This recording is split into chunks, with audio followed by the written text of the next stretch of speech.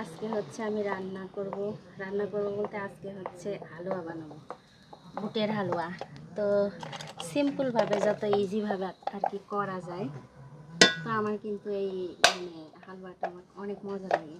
আর আমি হচ্ছে এটা কেটে কেটে ট্রেতে বসাই যেভাবে কাটে না, আমার ওইভাবে ভালো লাগে। কিন্তু আজকে আমি করব হচ্ছে একদম ইয়া করে, এই যে কি বলে না, যে হচ্ছে লিকুইড টাইপের। কারণ আমি সবসময় তো একরকম করে খেতে ইচ্ছা করে না, এই জন্য অল্প ডাল আর খুবই কম পরিমাণে আমি ঘি দিয়ে দিছি। আর ঘি ছাড়া তো হালুয়া একদমই ভালো লাগে না। তো আমাদের কিন্তু হচ্ছে বাড়ি ভাঙছে, সব চুলা টুলা আমাদের রান্না করার মতো ইয়া নাই। তো এই যে একটা সিমেন্টের চুলা ছিল, সেটাতে হচ্ছে শুরু করে দিচ্ছি।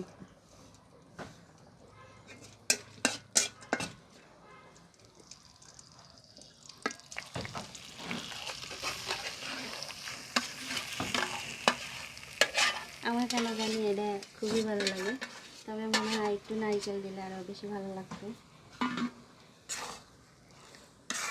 নারকেল দুধটা দিব একটু পর।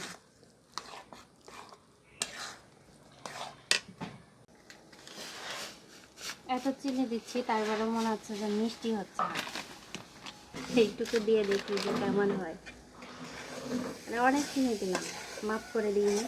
আর মাটির চুলাতে, যার কারণে হচ্ছে লেগে যাচ্ছে। আসলে এইগুলো হচ্ছে গ্যাসের চুলাতেই মনে হয় যে ভালো হয়, একটু জাল বেশি জ্বললেই লেগে যায়। তো খুবই সিম্পলভাবে হচ্ছে আজকের হালুয়াটা তৈরি করছি। তো এখানে একটু দুধ দিব, যদিও মনে হয় গুঁড়া দুধ ছিল না ফ্রিজে, ঈদে আনা। কি জানি খেয়ে ফেলছি, খাই ফেলছো? হরলিক্সের মধ্যে চেটে চেটে খেয়ে ফেলছি। ওদের আমার হরলিক্সের মতো করে চেটে চেটে খায়, ওর কাছে নাকি এটা খুব ভালো লাগে। তো ছিল না দেখে এখানে এই যে কয়েকটা পাতা নিয়ে এসছি, যে এটা দিয়ে আপাতত কাজ সারি। তো আমার কাছে মনে হয় যে এই যে একটু ইয়া না করতেই লেগে যাচ্ছে। আর এই চুলাটাই খুব জাল জ্বলছে, একদম খুব সাইড দিয়ে যাচ্ছে। তো আমি চুলা আপাতত যেহেতু করা নাই, এই জন্য এই চুলাটা করতেছি। একটু জোরে জাল জ্বললেই একদম নিচে লেগে যাচ্ছে। আর এটা তো এমনি সবসময় নাড়তে হয়, তারপরেও যদি এভাবে লেগে যায় তাইলে কেমন হবে। এমনি কাঠবাদাম, চীনাবাদাম, তারপরে হচ্ছে কাজু বাদাম, এগুলো দিতে ভুলে গেছিলাম। তো এই জন্য শেষে মনে পড়ছে, তখন দিয়ে দিলাম।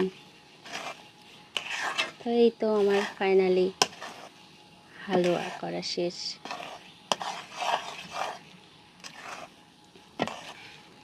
খোসা না ছাড়িয়ে দিয়ে দিয়েছি চীনাবাদামগুলো।